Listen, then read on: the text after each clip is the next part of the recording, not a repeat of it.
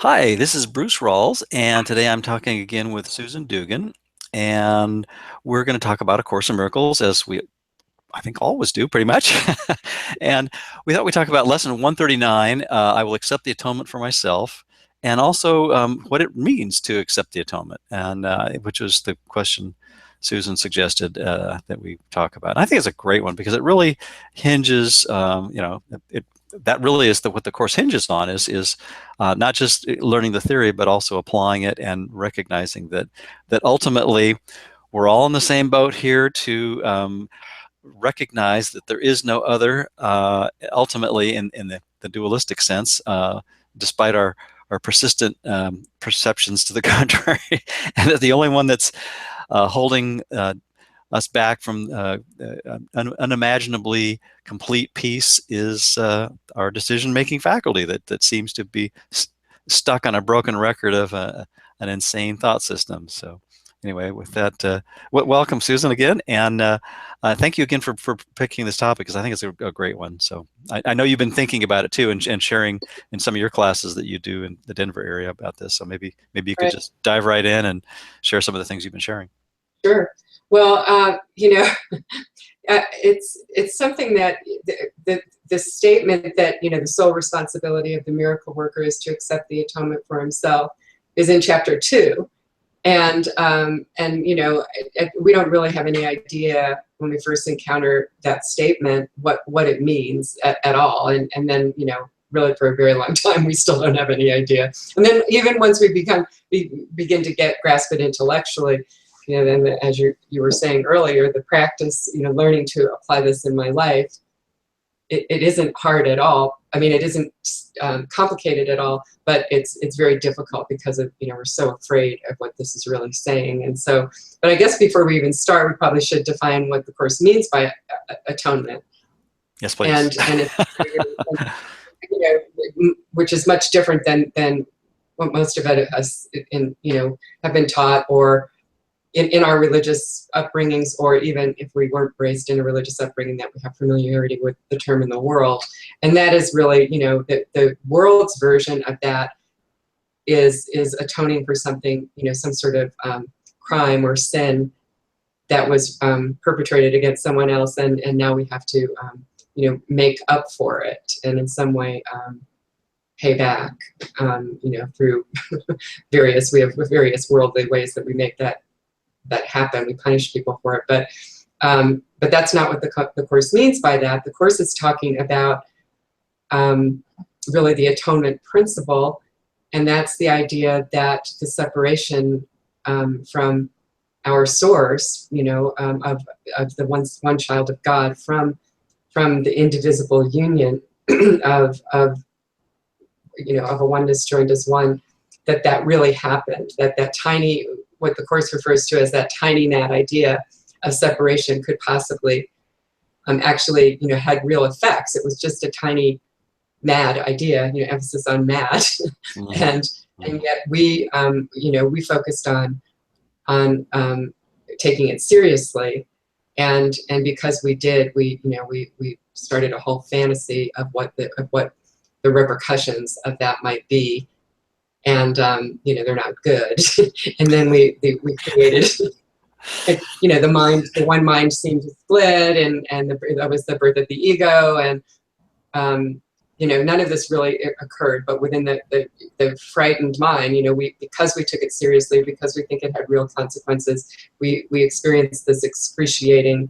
We, the one child of God's mind, experienced ourselves other than God, and experienced an excruciating sense of guilt, and then proceeded to, so excruciating that our minds split, and now we we forgot that we were the child of God, and we identified with this part of our mind, the ego, that we call the ego in the Course, that did take it seriously and developed this other, this whole strategy of how we could get away with it by projecting out this whole world to go hide out in. And we completely forgot about the other part of the split mind, that we turned away from, which is in the Course is called the Holy Spirit or Jesus, and it's really just that memory of the oneness joined as one, which is our undifferentiated loving union, which is uninterrupted, um, Hmm.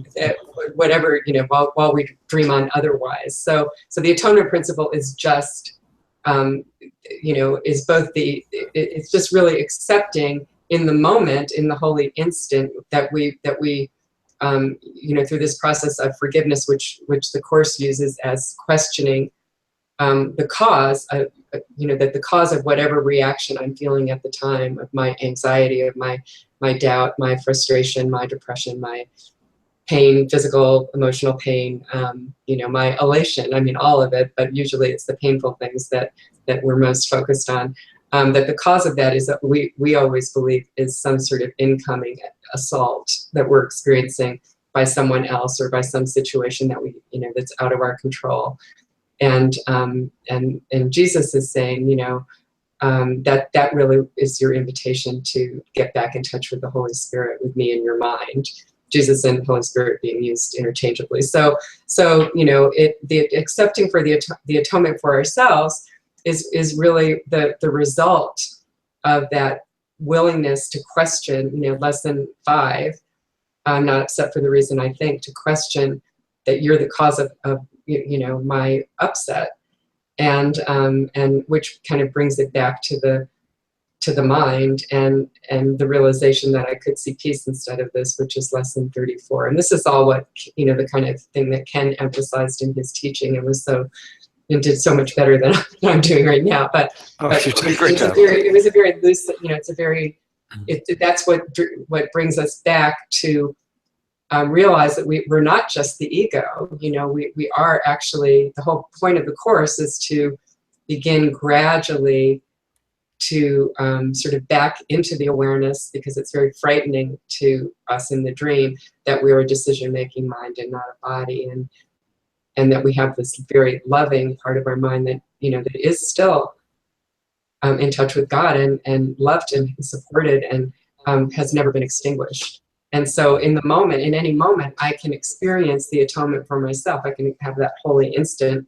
But then the atonement is also the end, the end of the top of the ladder, the end game, wherein we all of our guilt is undone through this process of practicing this in our lives. And we recognize that we are Jesus, Holy Spirit, and there's nothing to fear, and we're no longer identified with a vulnerable body, so there's no defensiveness left in us, and we're only loving. We become the same kind of symbol, even if we still have a body, that Jesus is for us in the mind. But the reason that I chose this was really, I was telling you earlier, and I'm sorry to go on and on, but was this conversation that I had with Rosemary Lasasso at the Foundation for A Course in Miracles, because I've been interviewing her and Jeff Siebert the last couple of years, and they are still continuing to teach wonderful classes at the foundation, and they're streamed now, and you can you can experience them virtually like that. But they they talk a lot about their own process also, and their own practice of this. And so I was asking her actually about what it was like for so many years, and because she was she had a role at the foundation and was there from pretty much from its inception, 35 years ago or whenever, and really was, edited all of most of Ken's books and a lot of his workshops for audio, and worked with him very closely. But Ken always emphasized that the real purpose of the foundation was not the wonderful teaching and work that it did, but was that everyone within it use it as a classroom to learn to accept the atonement for themselves. And that's the way, I guess he was putting it to them on a regular basis. And she talked a lot about, in this interview that I'll be publishing soon on my website, about how difficult that is, and what happens when we focus on that being a goal is that everything that opposes it arises. That's just, it's like another term for forgiveness. And just as we focus on making that the purpose of our days is to learn this new form of forgiveness in our lives and to question every value that we hold and every grievance and the cause of it. What happens is we see, we have revealed to us how very much we don't want to let these grievances go, and we do want to believe that we are this individual self with, you know, specific talents and specific needs, and you know, constantly jeopardized by all of these others that are competing or you know, or outright attacking us all the time. So you know, so I just sort of heard it in a different way, and it really struck me that, you know, that's really the purpose.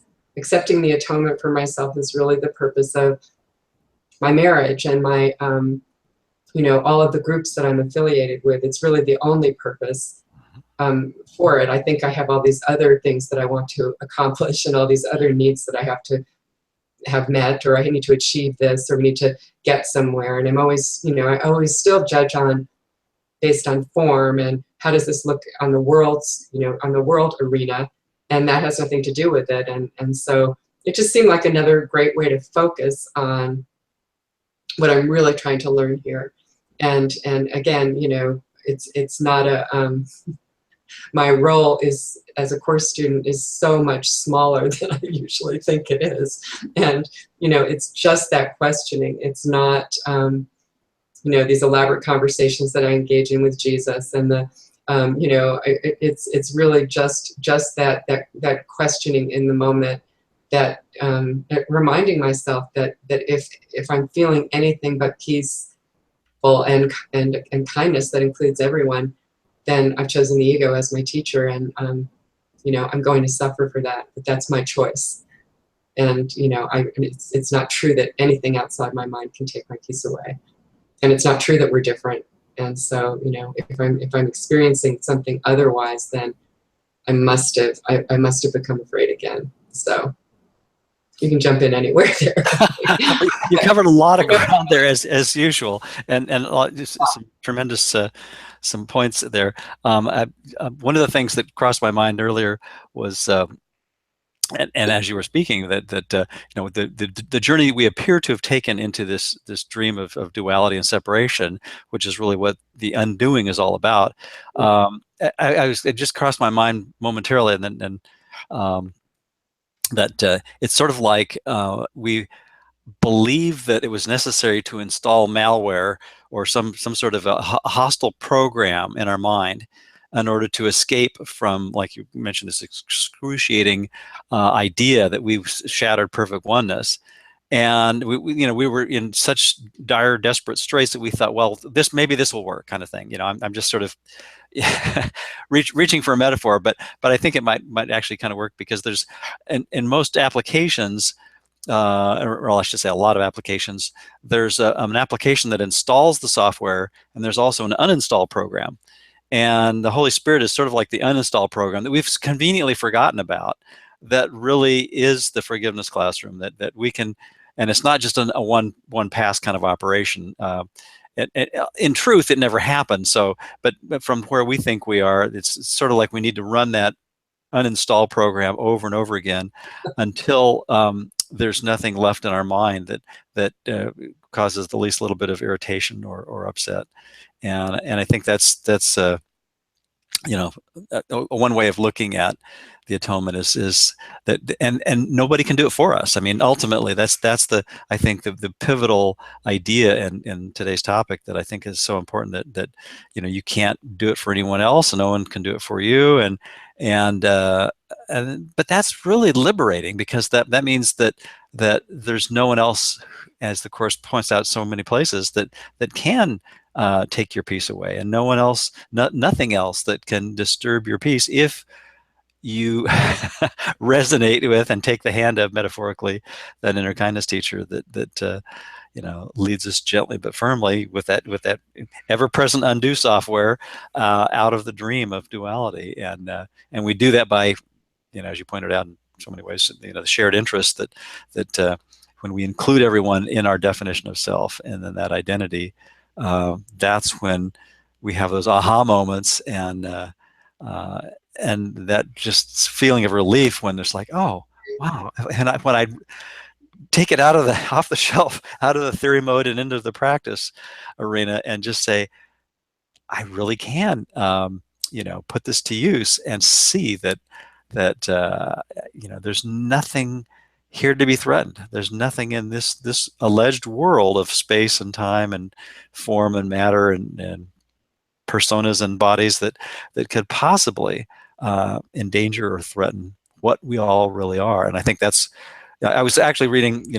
We had a couple of different workbook lessons, but one of them that I was reading was talking about the what and the who, and the what we are is the one identity that we all share, and the who is the shenanigans of the ego that we we as egos questioning that there is a what have no cognizance of. We have no idea that there is an identity that could be completely shared, and so we, like you say, we resist that at every turn, because we know that that is going to undo the little separate who in this whoville world that we think is such a big deal, with all of our concerns and issues and phobias and anxieties and the stuff that we dread, and the stuff that we revel in terms of the ephemeral victories and whatnot. And yet in those really peaceful moments of lucidity and what the course might call sobriety, we actually realize none of that makes any difference.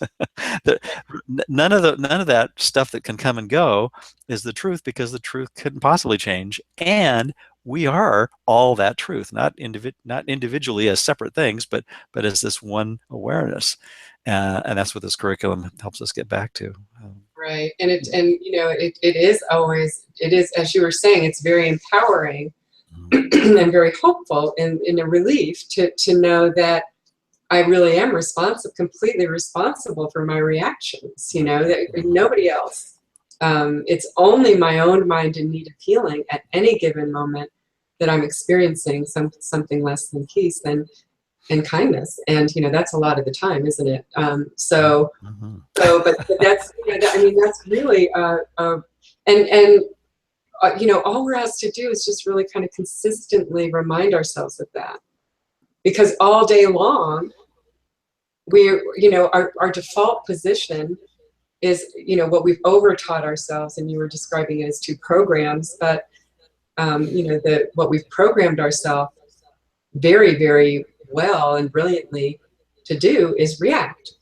It's because of them, and that's really, we know we're projecting when we're reacting. That's the only way that we know. We didn't, we're not responsible for the actual behavior of someone else and how it's playing out, but we're completely responsible for our reaction.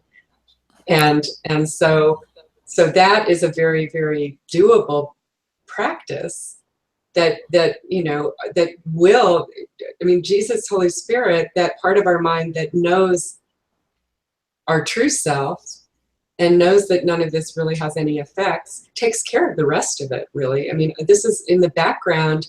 The guilt is being undone through this process, through us, raising to doubt what we had completely, vowed never to question. And so, we're starting to make that the new habit. And so indirectly through that process, we're building trust, we're building faith in a part of our mind, that because we see that, we think we're so afraid. And usually for me, I'll take that first step, of I'm not upset for the reason I think. That's sort of automatic now. It is not always welcome, but it's there. I can't really stop from hearing that within now. But I'm not willing to let it go necessarily. I know, because I still feel whatever state of unrest I'm in, and I'm still feeling the anxiety, so I'm holding on to it. And that's, I try to, I'm being less harsh with myself than I used to about that. And trying to just, let the feeling be there and be okay. But it usually takes that feeling, getting really sick of that feeling, whatever, however it might be presenting, before I will actually say, okay, you know, I give up, and then accept the piece that's just waiting there. I mean, you know, Ken in his last workshop talked about this little man, this constantly laughing little man on your shoulder. That's how he described Jesus. And, you know, and it was the CD set called Taking the Ego Lightly. And just, you know, it's that Jesus is always, you know, gently laughing. I mean, he's not making fun of us. Sometimes I think he might be, but, and I don't blame him. But that's only ego's reaction, right? I mean, that's, yes, right. yeah. But so he's always, you know, got that lightness and that playfulness, and he's just waiting for us to just like get so sick of the, of our, you know, of holding on to this. And, but then when we do, you know, there's some kind of line from the Course that says, you know, you think that all would be terror or ruin or something. And you know, if the ego thinks that all would be terror if you turn back to the right mind, but I assure you that all will be love, you know, and so we have those experiences in which we do shift, and those are, you know, the holy instance where we see, no, it wasn't, you know, it wasn't punishment and destruction and judgment and annihilation. I didn't go poof.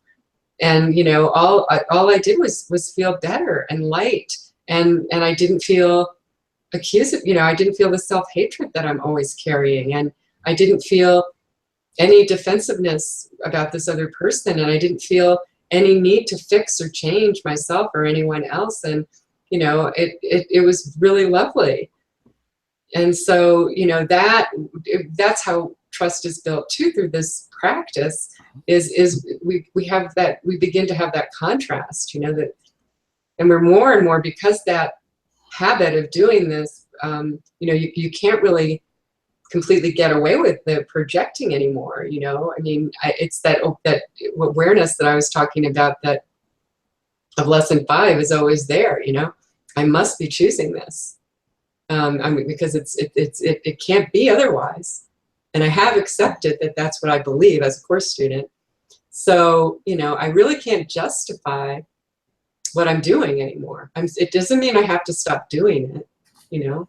But you know, Jesus is like, well, you know, I'll just wait on your shoulder in hell a little while, you know, as long as you want. But, you know, you could laugh with me right now if you wanted to. And you know, so we do know that this will pass, because it has. And through that process, again, the guilt is being undone. So more and more, even though it's excruciating still emotionally when we've chosen the ego, and we are in that state of projecting, you know, blaming ourselves or blaming someone else for something, and, you know, really working up indignance about it, you know, nonetheless, it doesn't, you know, we spend less time with that, because this, you know, it is more and more intolerable to us. And so that's actually, that's looked at as progress in the Course, you know. So, and it actually is. I mean, if you take the long view, you know, there's things that you'll see, that there's things in your life that, I mean, it's never a good idea to try to judge your progress, but when you get really discouraged and your ego is coming at you about how the Course never works, and, you know, your life is more of a mess than it was when you started, and, you know, everything is going to hell, and look at the country, look at your life, look at your finances, look at your relationships, you know, la-di-da, look at your aging body. You know, you can kind of just say, well, you know, maybe, you know, you don't really know anything. Maybe you're wrong. Maybe that superficial assessment is really maybe that's not what I am. And that's what this lesson says too, that I love so much about it. You know, paragraph 3, he says, uncertainty about what you must be is self-deception. Do you see where I am? Yeah. On a scale so vast, its magnitude can hardly be conceived. You know, we're a puppet. We're a lifeless piece of wood that's being, you know, that the puppeteer is animating all the time in the mind, and the puppeteer in the mind is animating for purposes for its own agenda, the decision-making mind. But we think we're the puppet, Right. and we're constantly trying to save the puppet and fell the other puppets, and so That's such yeah, a helpful metaphor. I think the dream metaphor and the movie yeah, metaphor or puppet metaphor. I think those are so powerful because they remind us that what we're seeing is in a sense sort of a reenactment of the tiny mad idea on a stage that appears to be vast, but right. in truth is non-existent. The other morning, I had this sort of aha moment when I staggered out of bed and into the bathroom, and I imagine, okay, there's those Hollywood clapboards where you've got the scene one, act one kind of thing, and then Okay, yeah, with and storyboard. the director's knows, yeah, there's little chalkboard that has the little clapper that goes down when they used to synchronize the video and the audio, so you hear this snap sound, and then they can make sure the video and the audio are Mhm. synchronized. That was the purpose of it. But I was thinking, well, I could assign another purpose to picturing that whenever I fall asleep at night for my nocturnal dream or wake up in the morning for my diurnal dream, just kind of imagine a little clapboard going down. It's like, okay, now we're starting another take on this movie or this puppet show or whatever metaphor comes to mind that works. And if I remember to see that as not having any bearing on uh, the reality we all share, but conversely, it becomes the classroom, so that every single nuance that enters into my mind that seems to be feedback is really just a reflection of decisions I've made that I can unmake, and I can use that undo software and and give myself and everybody else, all the other actors that are doing these brilliant performances, plenty of slack to realize that like we're all in the same boat, we're all on the same stage, we're all participating in this undo classroom of forgiveness, and we're all here to accept the atonement for ourselves. But my responsibility as a seemingly separate self, the who that I think I am, is to get the who out of the way and Mhm. allow the what that we all are, that very gentle but infinitely strong and compassionate awareness that we all have and all are, to be that guide and let that reality do the heavy lifting and just get the heck out of the way, And frankly. just challenge every unkind thought, Yeah, yeah, yeah. just it's again, I must be wrong about this. Mm-hmm. And I mean, obviously we're not there yet, or we wouldn't be confronted all day long, seem to be confronted all day long with experiences that, scream otherwise.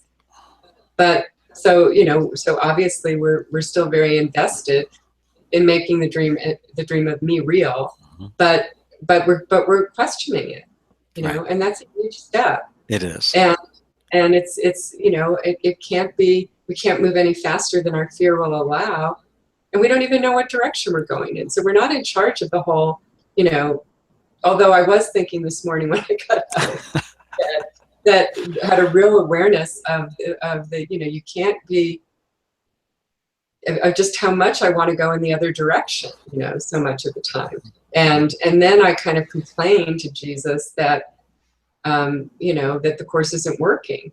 And I mean, he says repeatedly to us, lesson 186 that I think you mentioned, Mm-hmm.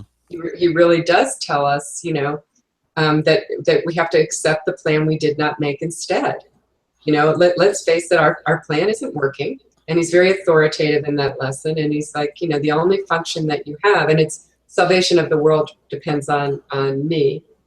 And it really depends on my forgiveness, my practicing this. But that's it.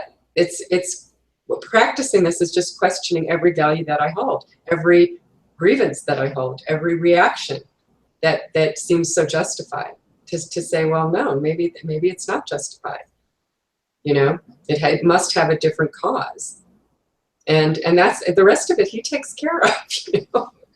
There's nothing else he's asking us to do throughout the entire course. It's really quite astonishing. Yeah. And Just yet, look. we want to go in a different direction. We want to, and the world always appears, my dream always appears to get worse and worse, or more and more complicated, or more and more distracting, or more and more, I mean, sometimes it can be more and more alluring, you know, when we're younger, especially. But, you know, that there's something that I can achieve, or there's something that I can win, or there's something that I can, you know, that there's something that will bring me the love and happiness, and, you know, will fill me up, and will make me feel important and validated, and, you know, all of that. And, you know, I mean, it's not true. But we have to sort of, that's why we have to keep questioning, is because you know, we don't realize that we made a vow never to go in the right direction. And so, you know, we've got to really almost, it is almost this backing into it. And, you know, it's not a direct path. And it says that because we're too afraid. And so we just have to take the little steps that he asks of us. And that's really, you know, just the questioning and of every cause of my reaction, and reminding myself, you know, that sort of automatically implies the lesson 34, which is that I could see peace instead of this, because it reminds me that nothing outside my mind has the power to bring or destroy my peace. Nothing, you know. And if I'm experiencing it that way, then which teacher have I chosen? That's all. Not a crime, but, you know, it's not going to go well from there. I'm not going to enjoy it eventually, even, you know, even if it's something good, it's not going to satisfy me. It's not going to fill me. Right. Yeah. We sell ourselves short by thinking that there's something in the world, some magical set of conditions or circumstances or outcomes that is going to somehow just if I get it just right, then I can afford to be at peace or happy or joyous or whatever. But those are all conditional, and he keeps saying, well, no, there's an unconditional cause that actually is already that will has already been accomplished. That process is already a done deal. It just requires our willingness to accept that atonement, that salvation, that forgiveness process that appears to be undoing what never was, because that's where we, you know, where we respond to it and where we can relate to it. Because we, like you say, I said earlier, we're so entrenched in this ruse, this disguise, and we think this is the real deal. And man, it's convincing, photorealistic, you know, beyond Hollywood production value, three-dimensional holographic, you know, it appears to have, you know, all kinds of things happening seemingly outside this little definition of self, the what's in it for me self, that you know, it has us at the mercy of stuff. But in a sense, we can just flip it around with that undo program and realize that we can be merciful to ourselves and each other as one identity, really, by just realizing that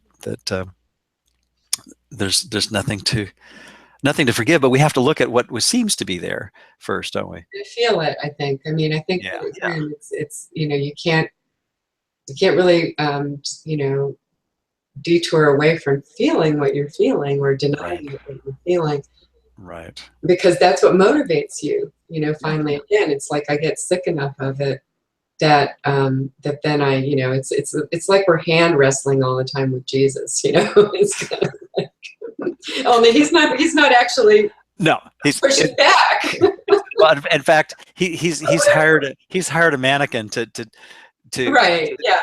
Well, actually, we've hired the mannequin to fill in that part where he's just watching from the sidelines, amused. It's like, oh, you really think this struggle is gonna get you somewhere? Right. Yeah. We're always trying to, you know, trying to exercise our control and our, you know, manage him. And you know, and he's just laughing. He's just, you know, and I mean, I do think that, and Ken always used to say that that this process does lead us to more lightness. We do have times where it does seem very funny, and it seems, for me, it seems very surreal. I mean, it's kind of like, like, you can't make this stuff up, right? Mhm. Um, and Just turn and on the news. it seems like the lines between it, yeah, between comedy um, and what really seems to be happening, and alternative facts and real facts, and seems to be blurring, and it's just, but I think that's also part of just the process of this, because you're really questioning, that this could be something that we want to stay in, is really it's quite hilarious, Yeah. that we fight so hard to defend a dream that's really psycho, and so I mean, I do think that there is a levity that over time, starts to happen too. But boy, that doesn't mean that when we're in it, we're not still really in it. The ego hangs on till the very end, and I'm nowhere near the very end. I'm quite sure of that. But but again, we don't know. This isn't linear, and in any moment when we're willing to share, to allow that questioning, and it's really that accepting that Jesus is right and we're wrong, you know, and then it just lightens up from there, and it becomes kind. I mean, and whatever hard.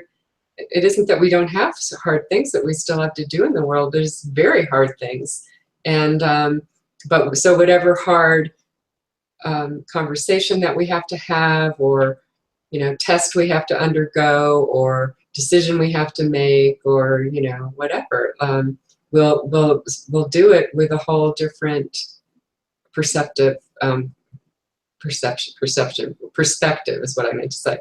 So we'll be coming from a right-minded perspective, and it won't be threatening.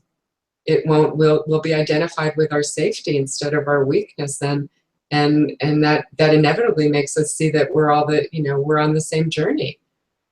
No one will be damned in that if we're right-minded. It can't happen.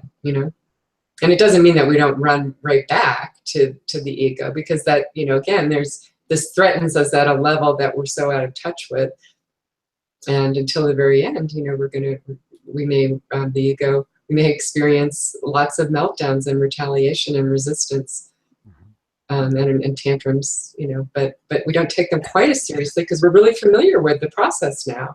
Right. You know. And ironically, that recognition and that willingness to look at that, and there's even one of the workbook lessons, I think it's in the 90s somewhere, where he kind of departs from the usual, okay, let's, here's the thing to do, things to, be mindful of. And he says, I recognize, this is challenging. I think it's 93 or 95, one of those maybe. And it's like, well, okay, but just give yourself some slack, basically, and just recognize that, that your tolerance for your lack of willingness and your lack of wanting to do this, and noticing your resistance, ironically, is what gives you the ability to immediately, or very much more quickly than previously, pick yourself up and return to a mindful state in Right. a gentle way, because the condemnation has been withdrawn. Because I think that intolerance, as in that, if you will, the problem with the formal religion of thinking, well, I need to beat myself up for that infraction, and that uh, you know uh, crime against perfect oneness. Well, no, because nothing happened. And if we can gently give ourselves permission to move forward. And he keeps saying that, that's where the locus of control is. If I were to do this for you, it wouldn't work. But in this curriculum, it seems like it constantly comes back to, you have to supply that little willingness in order for that awareness, that software, if you will, to do all those instructions. You just have to say yes to that one little button that says, I'm willing to undo this, and then have the subroutine go through and do all those undos on levels we're not even aware of. Right. Um, So it's kind of like another metaphor that came to mind is the other day. Was sort of waxing a little technical, but part of my history was as a hardware and software engineer years ago, and I remember learning about the transistor and what really makes all of our electronics, including this conversation, possible, is the idea that you can have a solid state device where a little tiny voltage can make a change in another part of the circuit that's a much bigger voltage. Yeah. And so that's how amplification works, is basically a millivolt or a thousandth of a volt signal can become a 1 volt signal that goes up and down. So it's almost like that little willingness is amplified by the Holy Spirit, and what that little decision to be tolerant with ourselves and each other gets amplified and magnified, and then it propagates and extended in ways that we don't even realize that we And it have no. reverberates through the decision making mind. Yeah, because it really is just that one mind, and so it really has an impact far beyond anything we can imagine. Yeah, Right. And we don't, and again, it has some effect whether we see results in others or not. It's not, exactly, that's none of our exactly, business. We see such a exactly. limited, only from the perspective of our dream, but it's not necessary that we see more than that. We Right, can't from this right. perspective, but it doesn't matter, that we begin to trust that that's the case. And often I think do have experiences of, others not taking us, becoming less defensive around us.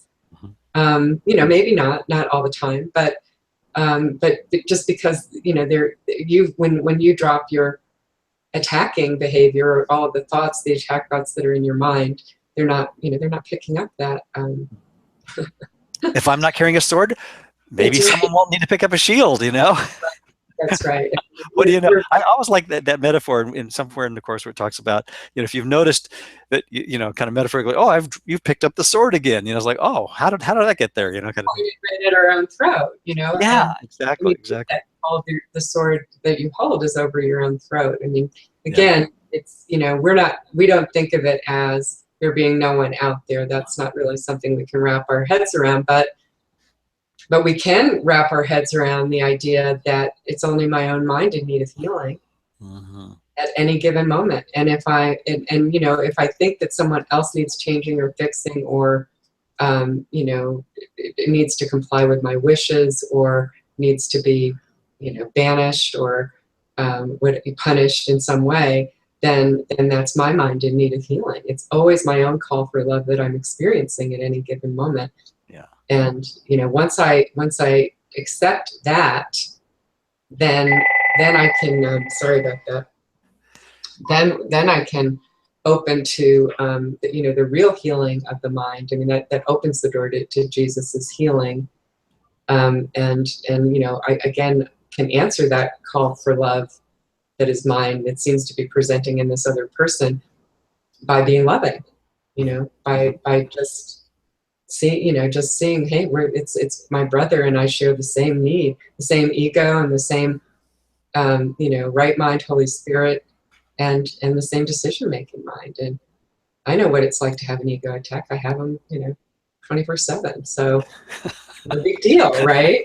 Not a big deal. yeah, yeah. And I think that compassion, I think, becomes easier, and there's more.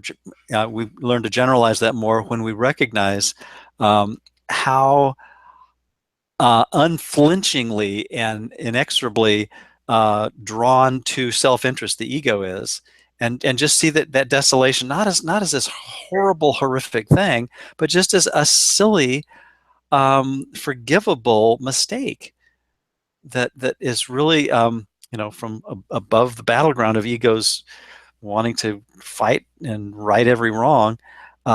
There's an awareness that's like, well, it's just trying to repair a dream. I've got my dream repair technician on again, and I can recover from that And I think I that know what addiction. to fix it. I think I know what Yeah, needs yeah. changing, and that's really arrogant too. Oh, We don't know. yeah, completely. I mean, we think it's out there. We think we see bodies that we're interacting with, and Right. have to defend ourselves. Our cues for inference are wrong, as it says. And we think there's a spectrum of psychosis. We're always talking Mhm, about a mhm. spectrum when we talk about mental illness, and And, there's no spectrum. I mean, if we've chosen the ego, we're 100% hate. Everybody, Mm-hmm. And I mean, the hierarchy of illusions that we've created makes it seem otherwise, that some transgressions are lesser or greater than others. But that's a lie, I mean, if the minor twinge of annoyance hides the thought of murder. Mm-hmm. I think that's the quote, but yeah, Yeah. something like that. So, it really is, it's back to the idea that, and we probably should conclude soon, but it is that, I will accept the atonement for myself, and I will, remind myself when I'm unwilling to do so, that I still could, I still could. And I'm wrong about what I think the problem is, So, and then forgive myself, right? Yeah. Yeah. So, yeah. Yeah. We think the problem is out there somewhere. Always. That's a default position. So it's not anything to be, as you said, to be ashamed of. It's the workbook lesson. I think it was maybe that lesson you were talking about in the 90s somewhere, where he kind of tells us about how to do the workbook kind of, directly. And it's so, it's not to do it perfectly. It's not, Right. Right. we're not expected to do it perfectly. Learn, seeing that we can't do it perfectly and being okay with that, being honest about it, and being accepting that this is a process, and not trying to act like we're further along, recognizing again that I need to be taught. I'm in school. Mm-hmm. I don't know. My way isn't working. That's the humility that is really leading us to true humility, which is will be the end game of accepting the atonement for ourselves, that I am as God created me. So, but boy, I can't go there directly. I don't even want to entertain that directly. But we'll know. We will be led to know that is the case, and experience that as the case through this process. But right now, that's not our job. So, Not our assignment to fix others. I couldn't help but chuckling a moment ago when we're talking about the responsibility and wanting to fix others, and years ago I kind of came upon sort of a numerical simplification.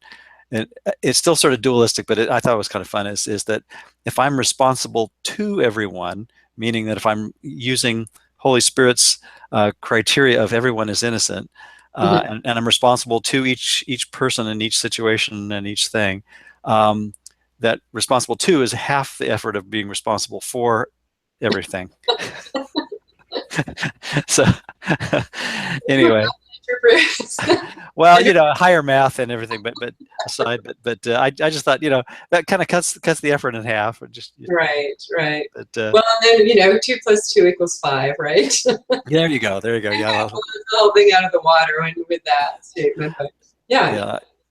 Like Ken says, Ken Wapnick says, that Jesus couldn't count past one. So that's we like you've been saying, we overcomplicate things tremendously, right. and I think that's where we can afford to be. and again, the irony is that the real humility is to accept that we're all this incredibly amazing self as one being, and that's really what we have to look forward to remembering. Right. So much but while we think we're these separate selves, that's where the arrogance is, and that's where there's no humility there, because it's the insane idea that we could do better than that oneness, that we could somehow all fix it, that John Wayne I'll do better by myself. Yeah. Right, exactly. So yeah, I mean, and I think maybe we should probably stop. Oh, of course, sure. Yeah, we could go on all day, because you covered enough in the first 5 minutes to launch a dozen hour-long conversations right there. But I know we always could keep going and going. Yeah. But I just wanted to, because I had mentioned Ken's workshop on taking the ego lightly. is available at the Foundation for A Course in Miracles. If you go to their bookstore and search alphabetically through their audio section. That's a really good one, isn't it? Yeah, it's very good. And it was his last workshop too. So I kind of think it's a message of, that of really what, we should, sort of a final, and don't take this too seriously. So, and always a really great reminder. And probably the thing that he said to me more than any other thing in the time that I interviewed him, and those are written interviews that I did over a few, 6 or 7 years. And for anybody who's listening who hasn't seen those, definitely go to Susan's website, foragingforgiveness.com, and check out Ken's interviews and the ones you've already done with Jeffrey and Rosemary and several others, and the forthcoming ones I'm very much looking forward to reading as well. Yeah. And there's lots of practice information about it. Almost all the questions were based on practice questions, and it really meant for all course students. I mean, there were personal questions for me, but I think universal questions. And but I mean, by and large, the most consistent thing that Ken defaulted to in my conversations with him was to stop taking things so seriously. So that's actually kind of hard to do, because we've taken the dream seriously, and that was our original mistake. But anyway, if that clapboard goes down, maybe we can. Yeah, it needs to go down right now, doesn't it? But but I'm remembering that we're watching a movie, and that can sometimes help us not take things quite so seriously. Yeah. Exactly. Yes, the movie image is really helpful. So thank you so much, Bruce. Thank you, Susan. Any other announcements before we wrap it up, or? Nope. I don't think so. Just always, always a plug for those, and I know for the Foundation for Inner Peace as well. They're both two wonderful resources. So absolutely. Yeah. Thanks again. And I've been talking with Susan Dugan, and this is Bruce Rawles, and look forward to having another conversation with everyone. Great. Thanks a lot, Bruce. Thank you. Bye. Bye for now.